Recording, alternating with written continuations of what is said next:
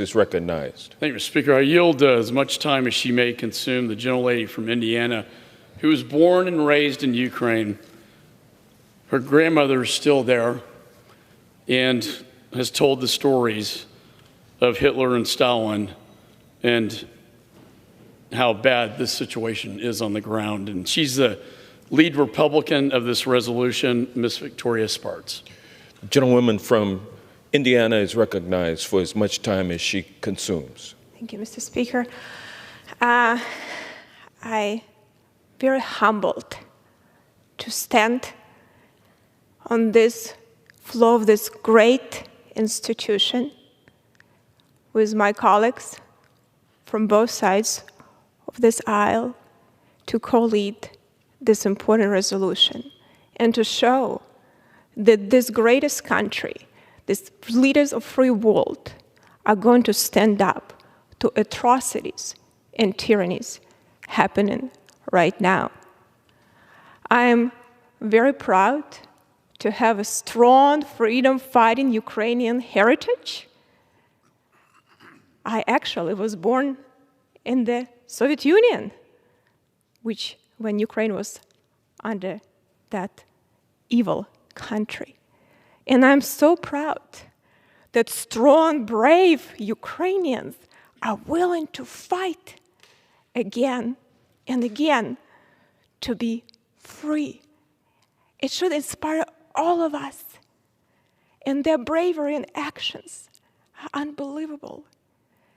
It should teach us and maybe remind us what it means to be a free country and how hard is get your rights and freedoms back when you lose it. And we had so many people die for our freedoms. So let's value and cherish them. I'm very happy to see that this institution, when times are tough, when we have to get together, we can get together to show our allies, we'll stand together and show our adversaries and enemies. We will stand together, and not just stand together, we'll also lead the world. I also want to tell the Ukrainian people, American people are inspired, humbled, and they see your struggles and praying with you and standing with you. And this resolution from we the people, from this United States Congress, is an evidence to it. I also want to tell Russian people, I actually have some Don Kazakh heritage. I know it's tough for you. I know what President Putin done to you. It's awful. But you need to have the backbone to stand up, or he will send you in history worse than you could imagine. So you stand up and stop this atrocity before it causes more damage. What happened in there on the ground, it's not a war. It's slaughtering, killing of the Ukrainian people. So you are killing your fellow Orthodox Christian and East Slavs. And they went through history, oppression, suppression. How can you stand with that? I know that your propaganda is strong.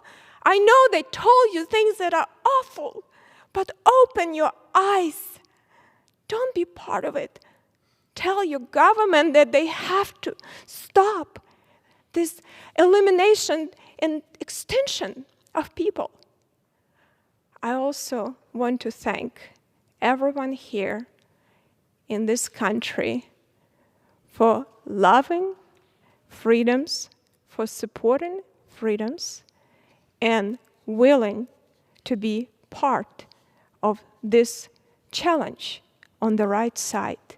But our action should be decisive, and time like this requires strong leadership and strong actions.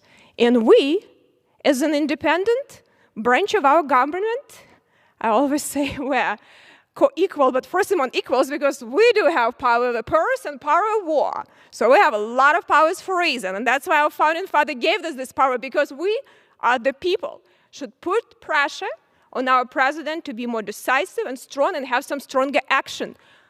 On sanctions, we have to be tougher. We need to go after energy sector. We need to make sure that a lot of oligarchs that are not on the list there, that should be on the list, the key oligarchs, they understand that it's not just Russian people will be feeling the pain that already they suppressed and stole money from them, but they will be start feeling the pain. We also need to make sure that we will have ways to affect financial system much more decisively. And we also need to make sure that these war crimes are going to go to international courts. And these people that make decisions on killing, on genocide, and using illegal weapons will also bear some responsibility. I also think we have a responsibility to provide safe passage in humanitarian corridor, and I hope we'll have other allies working with us and help us on that. But the most important, we need to make sure that we will provide proper defensive lethal aid to the Ukrainians, that they can defend themselves from this extermination before it's too late. We must act, and I am very honored to be part of this effort to show that we are willing to lead as this institution. Thank you, and I yield back.